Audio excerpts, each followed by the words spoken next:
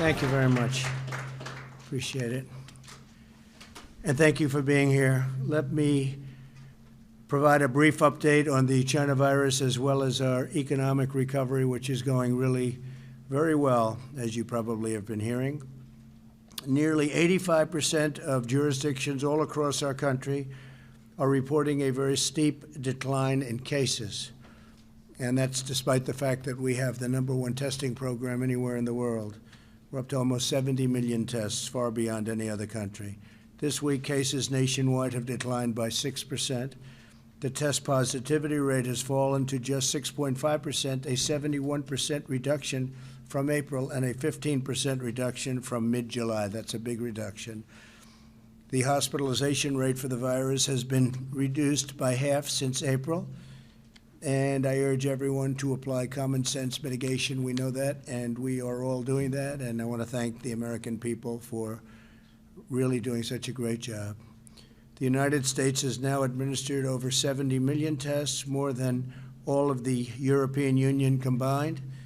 If you combine all of Europe, it's less than what we do. Millions of point-of-care tests are processed in less than 24 hours, and many in under 15 minutes. Nearly 80% of all commercial lab test results are now returned within 3 days. So we've gotten that number down from about 8 days to 3 days. And that's only in the longer-term lab cases. But we have many 15-minute tests. We have some 5-minute tests. The turnaround time for federal surge testing sites is just 2 days.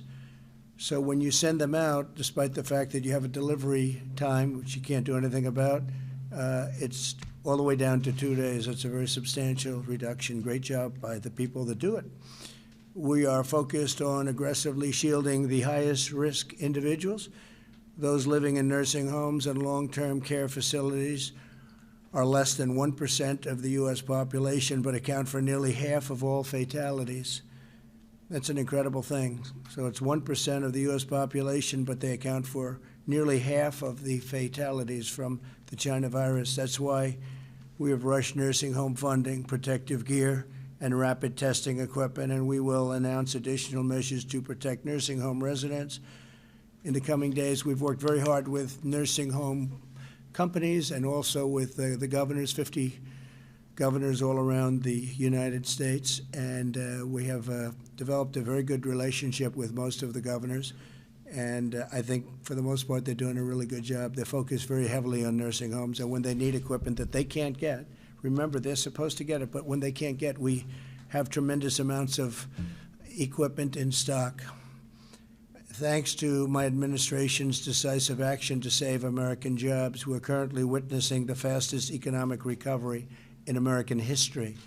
And that's because the foundation that we set previously, before the virus came and hit our shore, the foundation was so strong. We had such a strong foundation that we're recovering much faster than anybody anticipated. It turns out that it will be a very, very strong V, and you'll see that in just a second. So retail spending has fully recovered and is now at an all-time high. That's not all-time for this month or last month. That's at an all-time high, and you see that with the chart. This was previous to the plague, I call it, the plague coming into our land and really affected 188, we're dealing with 188 countries. And if you see, we've not only recovered, but we're at a much higher level than we were even then. That's an incredible number that nobody thought would even be possible. So we're currently witnessing the fastest economic recovery in American history. That's an amazing statement. So retail spending is great, and now, if they would, put up auto production has surged 28%, and that's your auto production, which is right there. So you'll see that that's now about even to where it was, and that was at an all-time record high, and we're already even. And if you had a chart for used cars, you'd see that used car sales are setting a record. And that's great for production, because when the used cars are practically not available, they're very, very tight, that means you're going to make a lot of new cars. So that number is going to go up even beyond what it is right now, but that's a fantastic number. That's a number that's the equivalent of where it was, and that was a record. So you see what's happening with respect to the economy and the recovery, and the stock market is almost at an all-time high. In fact, NASDAQ is at an all-time high. It's had 14 days where we broke the record already over the last 2 months. So a lot of great things are happening.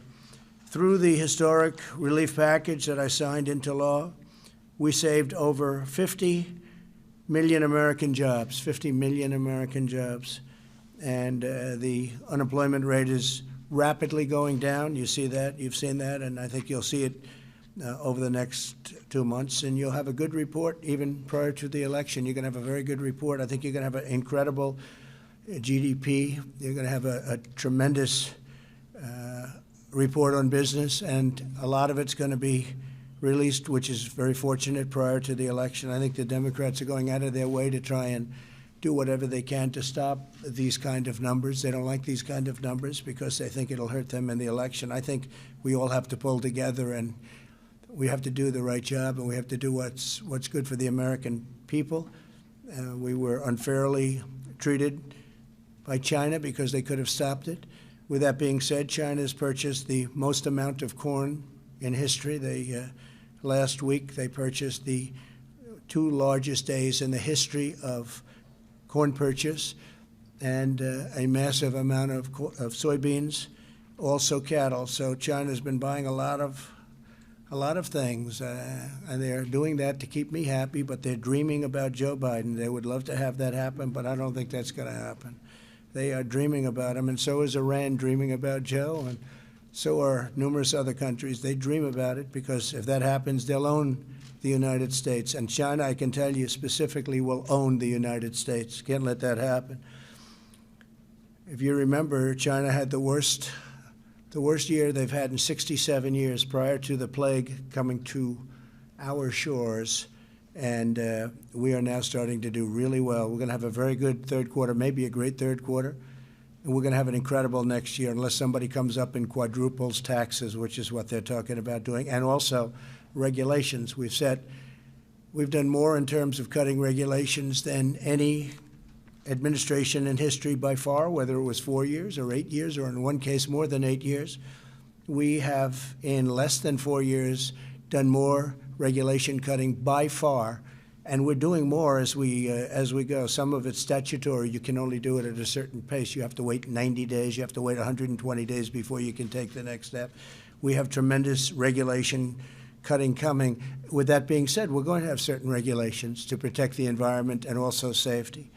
Small business optimism has come surging back. In June, it was higher than any month under the previous administration. Think of that. So small business optimism was higher than any month under the previous administration, and that is while we're going through a pandemic, a worldwide pandemic.